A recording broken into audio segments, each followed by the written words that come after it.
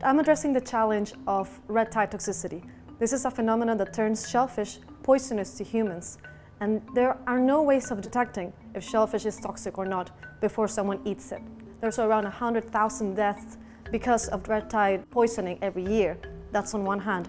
Also, there are billion-dollar losses in many industries like healthcare, the fishing industry, and even tourism. We have developed a kit that can detect toxicity on site. This is the current version of our kit. It's a laboratory test, and it takes 4 hours to change color from pink to orange to show you if a sample is toxic. Usually, tests that are performed in the lab take around 3 days plus sample transport from the coast to the lab. So we're using bacteria because they have this natural capacity to process information of what's around them. That's the way that they survive, right?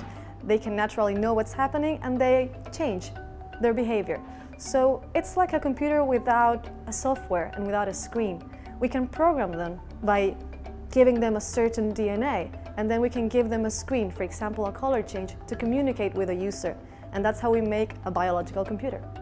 Currently, you need to use around 10 mice per sample. And now we want to move away from animal testing, not just because we want to save animals, but because the regulation is changing. So we're moving to something that's more humane, yes, but also more effective, and that's what bacteria can provide. The full monitoring system worldwide costs around $400 million per year. We can bring this down drastically because our kit is not going to need any sort of transportation, and we can do a sample by the same price without all the loss that incurs in those 3 days. Our technology doesn't stop at red tide. We could use this to tackle any sort of toxicity in food, even in water. We could do water quality, we can do fish quality, meat quality, anything that has a biological effect.